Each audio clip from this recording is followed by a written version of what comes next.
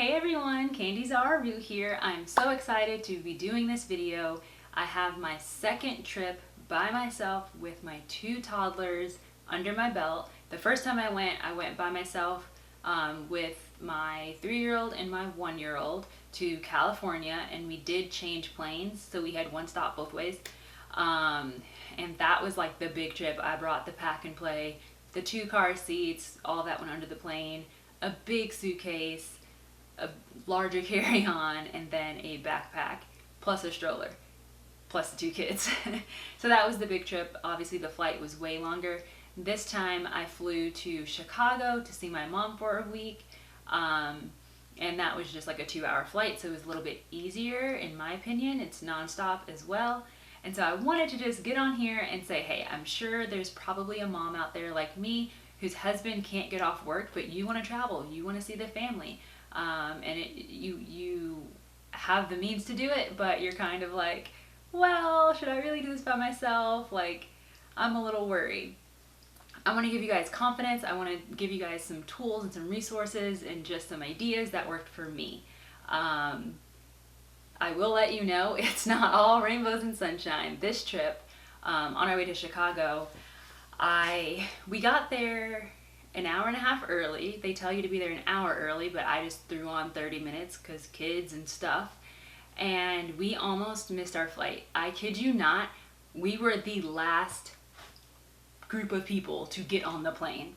My daughter has food allergies, so everything I will say is tailored for 2 children who are potty trained, and one of which has food allergies.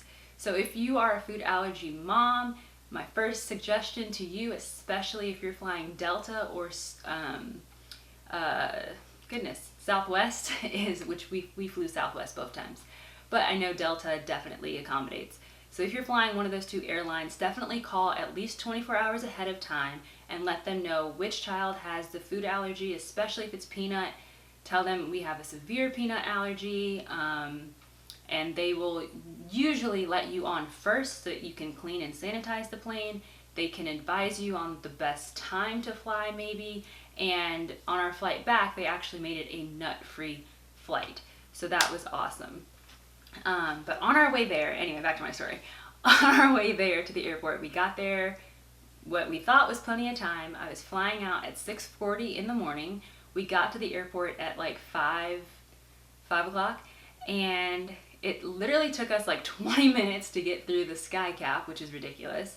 And then once I got in there, and you're supposed to go to where they check your boarding pass and your ID so that you can get to TSA. I stood in that line for 40 minutes. My youngest one, she's 1.5. She's potty trained, but she has accidents here and there. I forgot to put her in a pull-up, I think. I forgotten to put her in a pull-up, and she said potty. And I can't get out of line because we're about to miss our flight. And so I'm staying in this line, and I'm just like, hold it, baby, please hold it.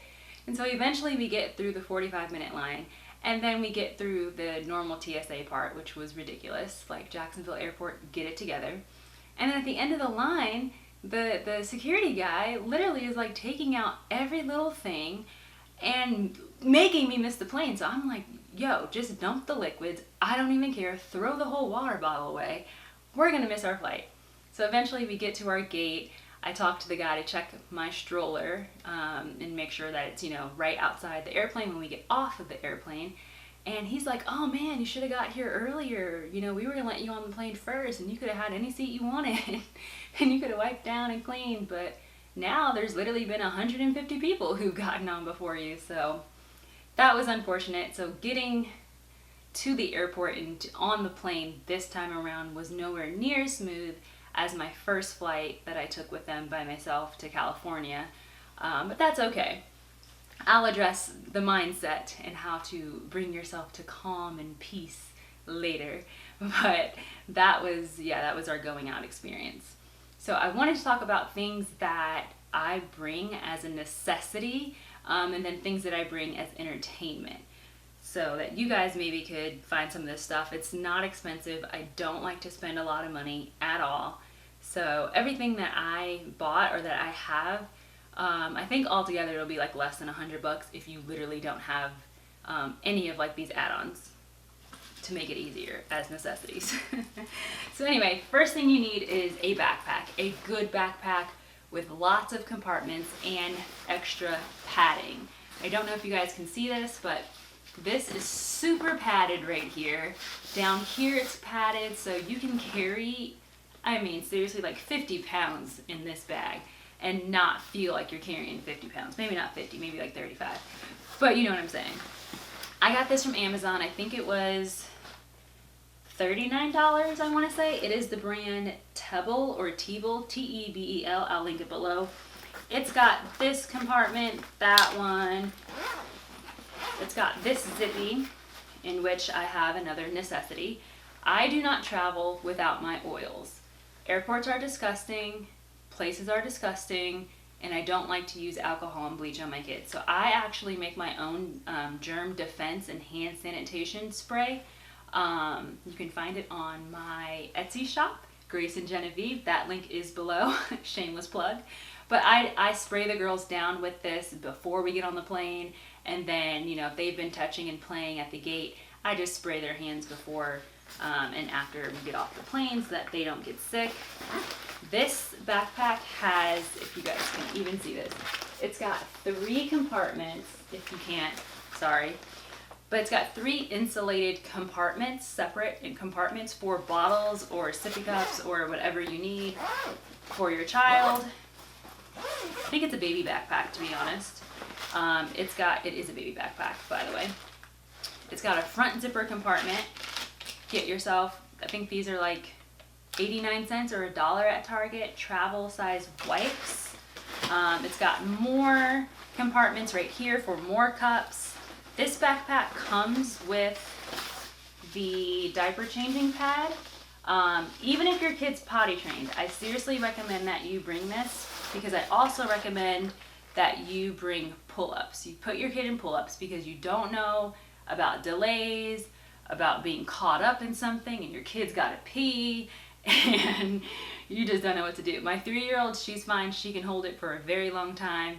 But if you have a younger one, like 1 or 2, who's potty trained, or maybe a freshly potty trained 3 or 4-year-old, just put them in the pull-up. Like, it's not gonna damage their mind or their development or anything.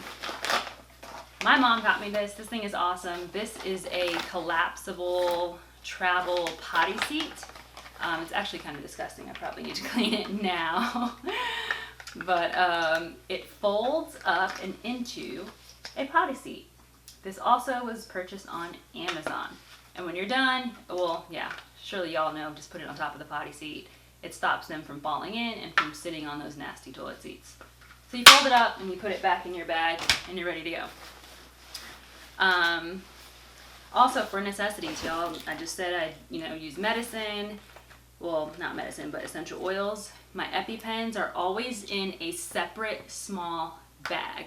I find that TSA leaves your stuff alone if you just put all of your medicinals and your EpiPens and your lip balm and your vitamin D just in like a makeup bag or a small travel bag. So that is what we do. I have Neosporin in here, and I have like calming tablets. Definitely, in my opinion, in the necessity, especially if you're taking a long flight category. So I also pack, I give them both, for a short flight, they both get one water bottle. For a long flight, they get water bottle and a bottle of milk or a sippy cup of milk that I travel with. I bring plenty of snacks. I do not go easy on snacks, y'all. I bring snacks. I bring a meal on that plane with a cooler. When I traveled to California, one of my carry-ons was a cooler full of healthy whole foods, fruits, vegetables, lunch meat, that sort of thing. So don't be afraid to do that. Totally do it. It keeps your kids more calm. Moving into entertainment, I do bring, each kid gets one tube or a can of Play-Doh. They get one book or a coloring book, depending on how long the flight is. And then they get their tablets. We do let our kids have screen time. If you don't, consider it for just for the airplane. Make it an airplane only thing maybe.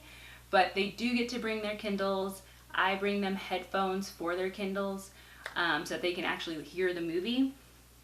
And then they get to bring like their stuffed animal. My kids have that attachment stuffed animal. So then they get to bring that on the plane. And that's all we travel with. Do not bring an entire suitcase of toys on a plane to entertain your kid. It's way too many options. It's going to stress you out. It will stress your kids out. Bring 4 or 5 options and that is it. And don't reveal them all at once.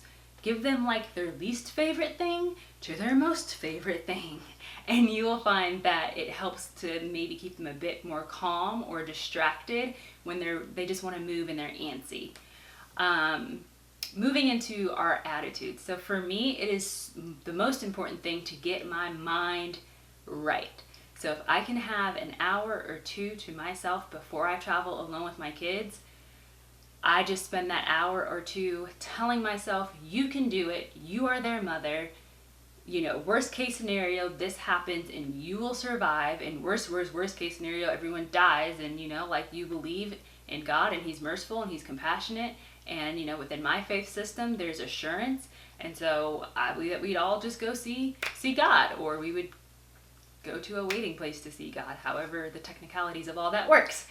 And so I just tell myself, worst case scenario, you survive or you die, and either way, you will be okay. I tell myself that my kids can do it, that it's going to be cool, that it can be so awesome for them. And I just really kind of build myself up, and I listen to my music that's encouraging, and I'm just like, man, God is so gracious and just wonderful and giving. I think if you are religious, if you're Messianic, if you're Christian, if whatever, if you have a relationship with God and you're in covenant with Him, read scripture, meditate, pray, really build yourself up, like gas yourself up with scripture. You know what I'm saying? Like, know who you are. Like, I am a co-heir with Christ.